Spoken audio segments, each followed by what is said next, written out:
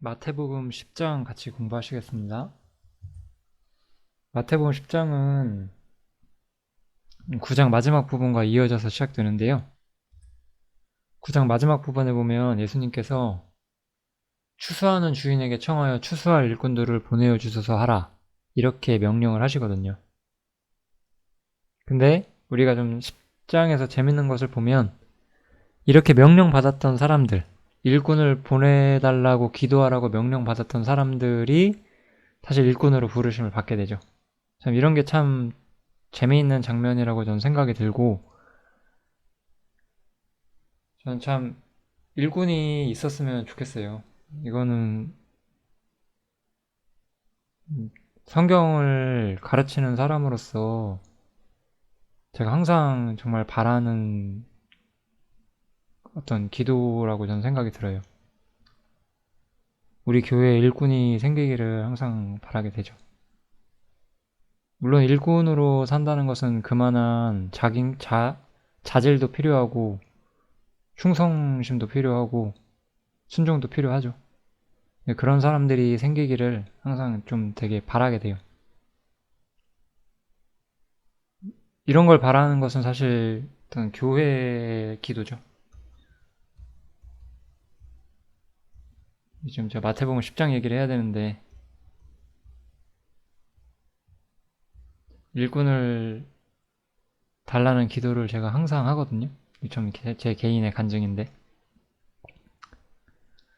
언젠간 이런 거에 부합하는 사람들이 좀 나타나기를 좀 바라고 있습니다. 언젠간 오겠죠? 그런 형제들이, 좋은 형제들이 생기는 날이 있을 거라고 생각이 들고요.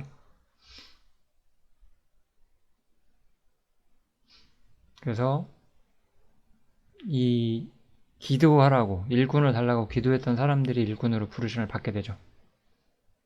그래서 이건 고린도전서에 나오는 구절인데, 형제들아, 스데바나의 집은 곧 아가야의 첫 열매요, 또 성도 섬기기로 작정한 줄을 너희가 아는지라, 이렇게 나와 있죠. 일꾼이란 것은 뭐 높은 사람이 아랫사람을 승진시키듯이 그렇게 세워지는 게 아니에요. 이 하나님의 교회에서는. 이 하나님의 교회에서 일꾼은 사실은 어떤 주님의 은사, 첫 번째로는 주님의 은사와 그 다음에 자신의 서원을 통해서 서게 되는 거죠. 전 항상 이런 얘기에 제 자신의 예를 듣는 것이 제일 편한 일인데,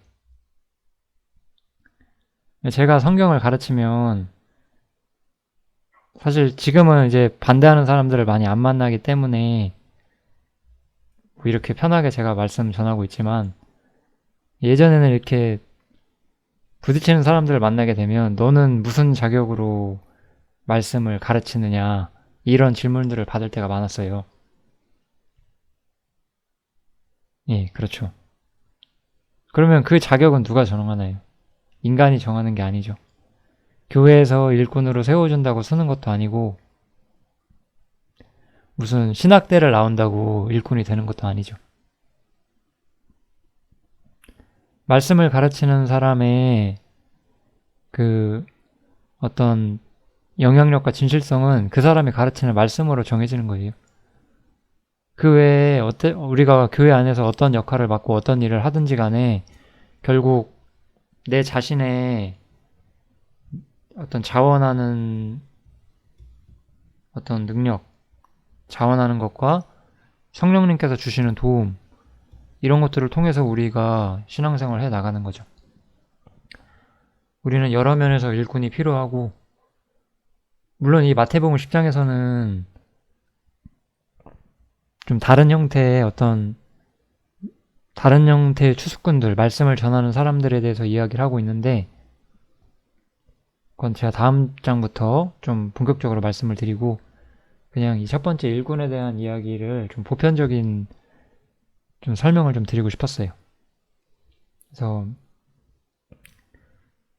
하나님을 섬기고 교회를 섬기기로 마음에 작정하고 서원하고 그렇게 사는 사람들, 그리고 그런데 자신의 인생의 꿈을 품고 목적을 품는 사람들, 그런 사람들이 주님의 일을 하게 돼 있어요.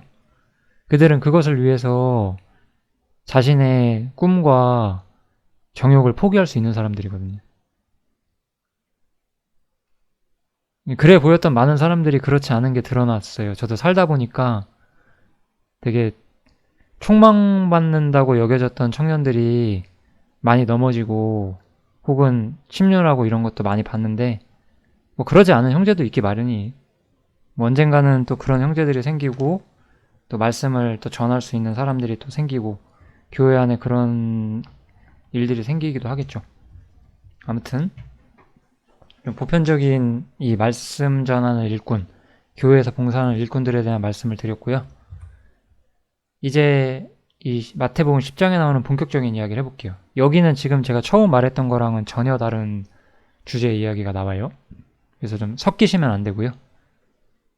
그래서 12명이 특별히 부름을 받게 됐는데 제가 그런 건 좀 생략을 했어요.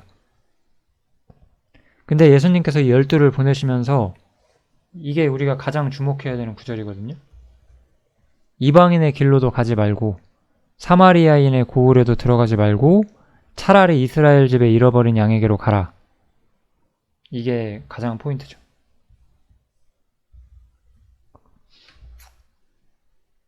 이게 굉장히 중요한 거예요. 왜냐하면 우리는 이런 구절들을 읽을 때 어떤 성경의 어떤 경륜이나 상황을 잘 안 살펴요. 그런 경향들이 많거든요. 그럼 우리가 이런 구절을 볼 때 꼬이죠.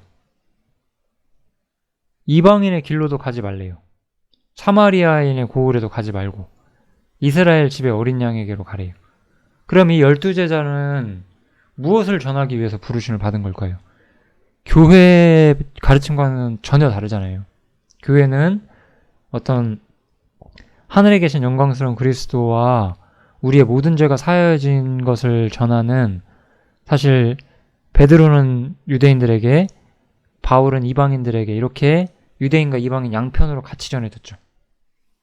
근데 이 12제자가 받은 사역은 이방인들에게 전해야 하는 것이 아니었어요. 오직 이스라엘의 잃어버린 양들, 이스라엘 민족에게만 전하라고 말씀하셨어요. 이 이스라엘에게만 전하지는 이것이 무엇이냐, 바로 여기 나오죠. 천국이 가까웠다 하고, 천국 복음이잖아요. 우리가 지금 마태복음에서 이 구절을 좀 종종 보고 있죠. 이 천국 복음에 대한 이야기를 우리가 좀 살피셔야 되고요. 제가 여기서 조금 더 자세히 정리를 해드릴게요. 천국 복음은 여기 첫 번째부터 보실게요. 우리가 지금 이해하고 있는 복음하고는 분명히 다른 것이에요. 천국 복음, 우리 그동안 마태복음 살펴보면서 다니엘의 예언대로 이 하나님의 나라가 이 땅에 세워지는 것을 이야기를 하는 거잖아요. 그래서 이 천국 복음은 이스라엘에게 전해지고 있었고, 주님께서는 특별히 이스라엘에게만 이것을 전하라고 다시 한번 말씀을 하고 계세요. 그리고 천국에 가까이 왔음을 전파하죠. 이건 무슨 뜻이냐, 제가 정리해서 좀 다시 한번 써놨는데, 천국이 이 땅에 세워진다고 예언이 돼 있었고요. 그 천국의 왕이 세워질 거예요. 그분이 바로 성경에서 예언된 메시아죠. 우리는 복음서 초반부에 예수님께서 그 성경에서 예언된 그 천국의 왕이 되실 메시아다, 이것을 증거하는 걸 우리가 살펴볼 수 있었고, 예언된 왕, 즉 예수님께서 이 땅에 오셨다는 것을 우리가 볼 수가 있죠. 예수님께서 이 땅에 오셨다는 걸 우리가 볼 수 있고, 그래서 이 예수님의 나라인 천국이 이 땅에 가까이 왔다고 전파하라고 예수님께서 말씀을 하시는 거예요. 우리가 여기서 보면 이 제자들이 귀신을 쫓아내고 병을 치료하는 능력들을 써요. 이거는 제가 천국의 능력이라고 말씀드렸죠. 죄의 결과로부터 그 죄인들을 해방시키는 능력. 마태복음 8장과 9장에 나와 있던 병을 치료하고 귀신을 쫓아내는 능력을 이 사람들이 받게 되죠. 왜냐하면 이들이 천국의 복음을 전하는 것이었고, 이 천국의 복음을 전하는 예수님의 사역자라는 것을 이들이 증명하기 위해서 이들은 이러한 능력을 받게 돼요. 우리는 지상에 하나님의 나라가 세워진다는 걸 전하는 사람들이 아니잖아요. 우리 기독교인들은요. 우리 기독교는 예수님께서 지금 하늘에 계시다는 걸 전파하는 거예요. 물론 이들과 우리들 공통적으로 우리의 죄 문제는 예수님께서만 해결할 수 있다는 것을 공통적으로 전하죠. 그런데 그거랑은 좀 다르게 여기서 우리가 볼 수 있는 것은 죄에 대한 용서는 공통적으로 전해지지만 기독교는 예수님께서 지금 하나님 보좌 우편에 하늘에 앉아 계시다는 걸 전하고 있고, 이 이스라엘의 이 천국 복음이라고 하는 것은 하늘에서 이 땅에 이 약속된 왕을 보내주시는데 그 왕이 지금 오셨다는 걸 전하는 거잖아요. 그래서 이 두 개는 좀 다른 점이 있어요. 그래서 천국의 능력을 천국의 왕이 되실, 이 땅에서 하나님 나라의 왕이 되실 예수님의 능력을 제자들이 대신 수행함으로써 이들이 전하는 것의 진실성이 확증되고 천국이 선포되는 것을 이야기를 해주고 있죠. 이게 천국 복음이에요. 다시 한번 천국 복음이 무엇인지가 10장에서 좀 드러나고 있고요. 그래서 여기서 이 제자들은 주님을 왕으로 선포하는 사람들이에요. 천국. 다니엘 예언대로, 중요한 단어만 다니엘 예언대로 지상에 세워지는 왕국이죠.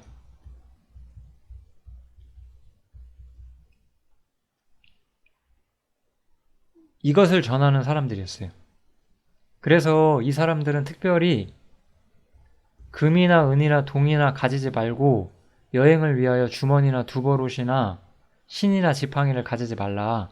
이는 일꾼이 저 먹을 것 받는 것을 마땅함이니라. 이렇게 말씀을 하시죠. 저는 이 구절을 현대의 사역자, 이 기독교의 사역자라고 하는 사람들이 쓰는 걸 볼 때마다 정말 미칠 것 같아요. 어처구니가 없어가지고. 이거는 예수님을 왕으로 전파하는 이스라엘 민족의 사역자들, 이 12제자들, 천국 복음을 전하는 사람들이 받는 메시지예요. 이 사람들은, 이 이스라엘은 이 천국이 세워지는 무대가 되는 국가였잖아요. 그래서 이들은 예수님께서 천국의 왕이 되시는 걸 전하는 사람들이었고, 예수님의 능력을 가지고 전하는 사람들이었어요. 이 땅에 즉각적으로 세워지게 되는 하나님의 나라를 전하는 사람들이었죠. 그래서 이스라엘 민족은 복음을 거절하면 안 되는 사람들이거든요.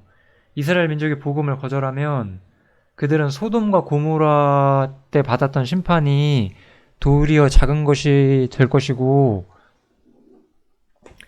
그 니느웨가 받았던 심판이 작은 것이 될 것이라고 그런 구절들이 마태복음에 나오잖아요.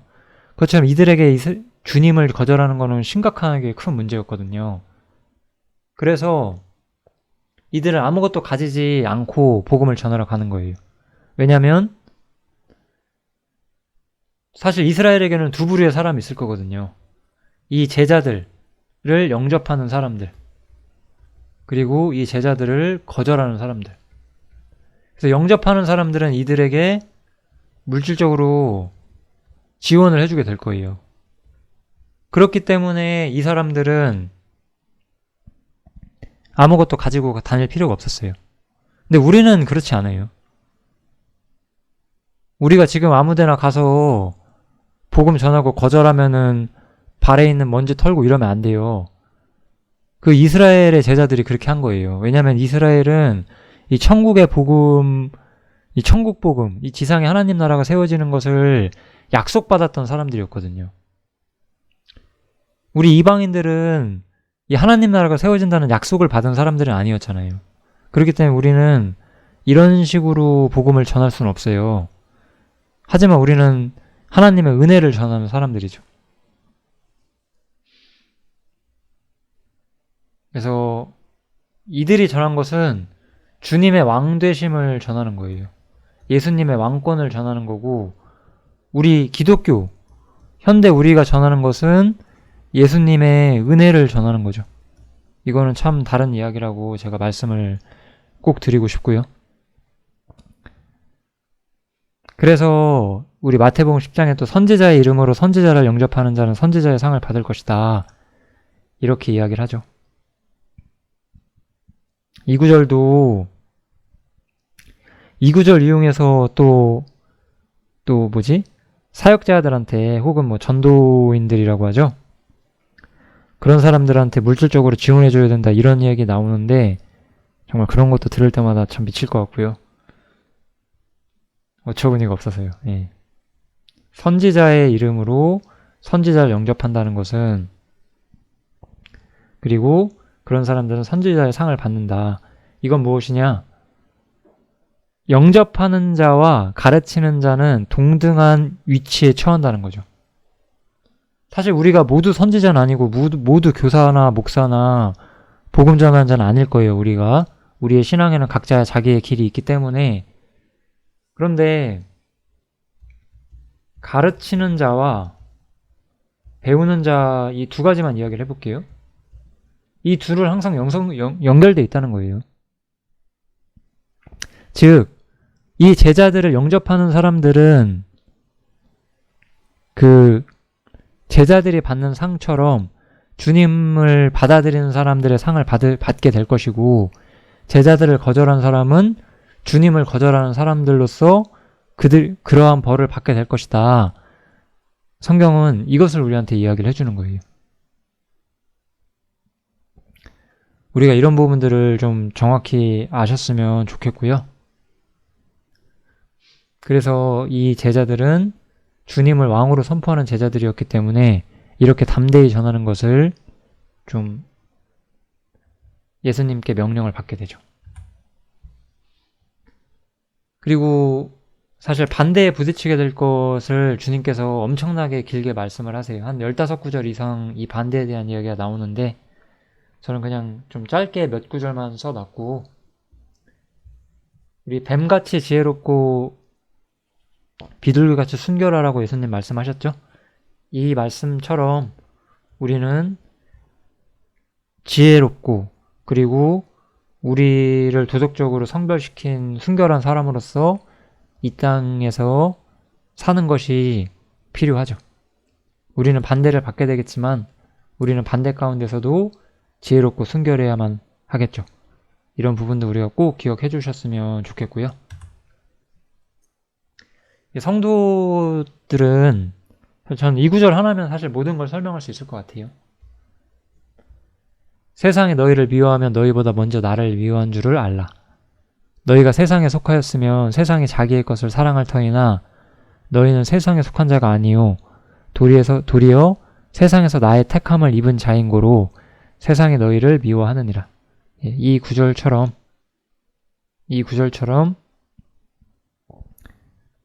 우리가 이 땅에서 어떤 사람들인지는 저는 분명하다고 생각이 들고, 우리는 세상에 속한 자가 아니기 때문에 하나님께 속한 사람으로서 예수님께서 이 땅에서 반대를 받으셨기 때문에 이 12제자도 반대를 받을 것이고 지금 우리도 또한 반대를 받게 될 거예요. 이런 일들은 언제나 우리가 살면서 있는 일이기 때문에 뭐 이상하게 여길 것이 전혀 없죠. 그리고 여기서 보면 우리 자신이 어디 있는지 한번 생각해 보시면 좋을 것 같아요. 세상은 항상 자기 것을 사랑해요. 세상의 사랑을 받고 세상과 사랑을 주고받는 것이 기쁜 사람들은 주님의 사람들이 아니에요. 뭐 이거는 제가 길게 말할 필요가 없는 너무나 명확한 진리이기 때문에 다시 한번 말씀드릴 수 있을 것 같습니다. 또 이 박해에 대한 말씀이 이어지는 중간에 22절에 보면 이런 구절이 있죠. 또 너희가 내 이름을 인하여 모든 사람에게 미움을 받을 것이나 나중까지 견디는 자는 구원을 얻으리라. 이런 구절들도 우리를 헷갈리게 만들죠. 우리가 나중까지 견뎌야 구원을 받나? 우리가 아니죠. 이것도 이스라엘에 대한 이야기잖아요. 우리는 교회죠. 교회와 이스라엘은 어떤 그 역사가 흘러가는 방식이 전혀 다르다는 걸 우리가 다시 한번 또 생각을 해봐야 되겠죠. 그래서 이 동네에서 너희를 핍박하거든 저 동네로 피하라. 내가 진실로 너희에게 이르노니 이스라엘의 모든 동네를 다 다니지 못하여서 인자가 오리라 라고 이야기를 하죠. 여기 보시면 이 나중이 언젠지를 잘 모르겠지만 이 구절에 보시면 인자가 올 것이다 라고 이야기하죠. 그럼 인자가 온다는 것은 언젠가요? 지금 예수님께서 이미 와 계신데 이 말씀은 마태복음 10장에 나오는데 이것은 당연히 제가 여기 기록해놨죠. 재림에 대한 말씀이겠죠. 즉 이 천국복음이라고 하는 것은 예수님이 처음 오셨을 때부터 예수님이 재림하실 것까지 굉장히 긴 시간을 아우르고 있는 어떤 중요한 개념이에요. 이 천국이라는 것이 무엇인지 우리는 계속해서 좀 더 선명하게 마태복음에서 배우게 될 건데 정리를 좀 해볼게요. 예수님이 초림하셨을 때 이 천국복음이 선포가 시작이 되죠. 회개하라. 천국에 가까웠느니라. 천국은 또 한 번 더 쓸게요. 다니엘 예언대로 지상에 세워지는 하나님의 나라죠. 제자들은 예수님과 함께 이것을 전하고자 했지만 반대를 받게 되죠. 이스라엘 민족은 천국 복음을 받아들이지 않게 돼요. 이스라엘 민족은 복음을 거절하게 되고요. 이렇게 이스라엘이 거절함으로써 이 천국 복음이 잠시 유보되게 돼요. 그리고 이때 은혜가 이방인에게 향하게 되고 이때 은혜로 말미암아 이 교회가 형성이 되게 돼요. 이때 천국은 잠시 그 모양이 유보돼 있어요. 물론 유보된 모양이 어떤 모양인지도 이제 마태복음 뒤에서 나오거든요.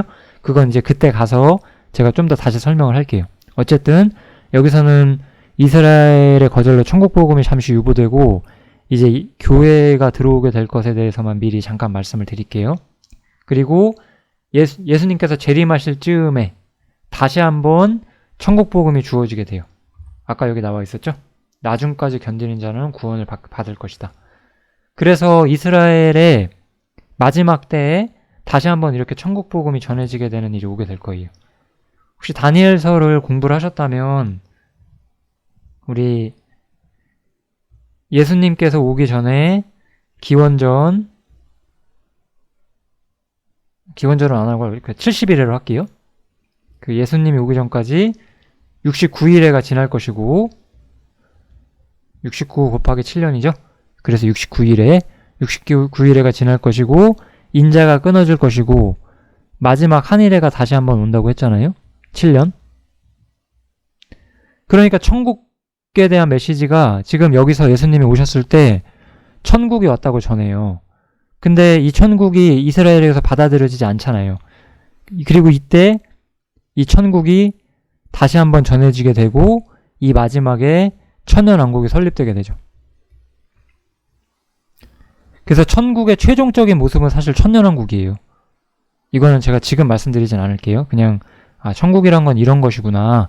천국은 우리가 요한계시록 읽어보시면 아시겠지만 이 땅에 1000년 동안 생기는 나라예요. 그리고 다시 한번 영원한 하나님의 나라로 재편되게 되거든요.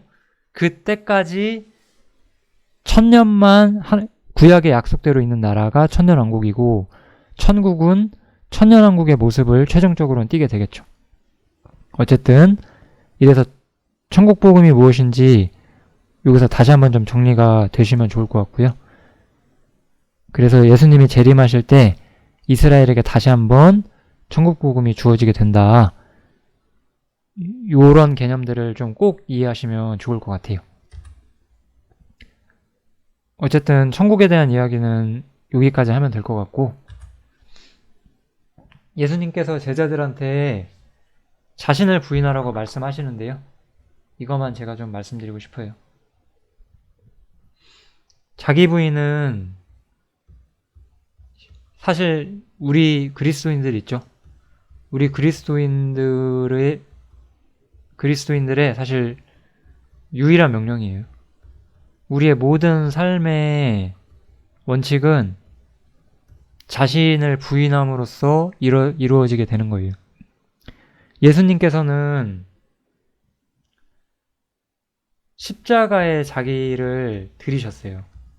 예수님은 이 십자가에 자신을 들이실 때 내 원대로 마옵시고 아버지의 뜻대로 하옵소서라고 말씀하셨어요. 자기 부인이라고 하는 것은 율법을 지키는 것과는 달라요. 율법은 주님께서 하신 명령만 지키되 그 외에는 너의 뜻을 허용해 준다라는 개념이 있지만 자기 부인은 무엇이든지 주님의 뜻이 아니면 가지 않는 거예요. 이게 바로 자기 부인이고 우리는 자기 부인이라는 엄청난 숙제를 받게 되고 자기 부인을 하는 과정에서 신앙의 진면목을 만나게 될 거예요. 자기 부인은 자신의 뜻을 포기하고 하나님의 뜻을 추구하는 삶이에요. 그래서 이러한 명령을 받게 돼요. 율법은 부모에게 효도하고 마땅히 사랑할 자들을 사랑하라고 말하죠. 그런데 자기 부인은 그런 것조차 하나님을 사랑치 않는 애착이 될 수 있다라고 말을 해요. 자기 부인은 기존의 어떤 율법 아래 갇혀있는 사람들은 절대 볼 수 없는 어떤 드높은 시야를 우리에게 보여주거든요. 이거를 보실 수 있는 형제님들이 되시면 좋을 것 같아요. 자기 부인이 무엇인지 보이게 되면 신앙생활에서 우리의 눈을 어둡게 하는 모든 문제들이 사실 대부분 해결되실 거예요.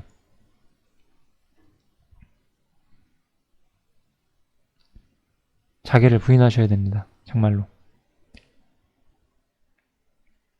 그래서 여기 보면 자기 십자가를 지고 나를 쫓지 않는 자는 합당치 않다라고 이야기하고 또 자기 목숨을 얻는 자는 잃을 것이다. 자기 목숨을 얻는 자라고 하는 것은 사실 그러니까 자기를 위하여 산다는 것이겠죠. 주님을 위하여 살기 때문에 자신의 인생의 목표를 포기하는 사람들이죠. 이런 사람들에게는 영원한 영광이 기다리고 있을 것이다. 성경은 이런 엄청난 이야기를 해주고 있어요.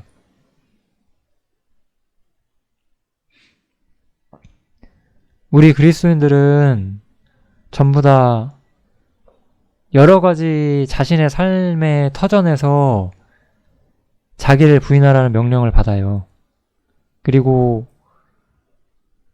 그런 주님의 명령에 순종함으로써 우리의 신앙은 더욱더 주님을 향해서 이끌려지고 주님을 우리의 유일한 목표와 소망과 기쁨의 대상으로 삼아가는 그런 성숙한 신앙으로 우리가 발전해 가는 거죠. 이 자기 부인의 중요성에 대해서 마태복음 10장에서 주님께서 제자들에게 말씀을 해주시고 있고요.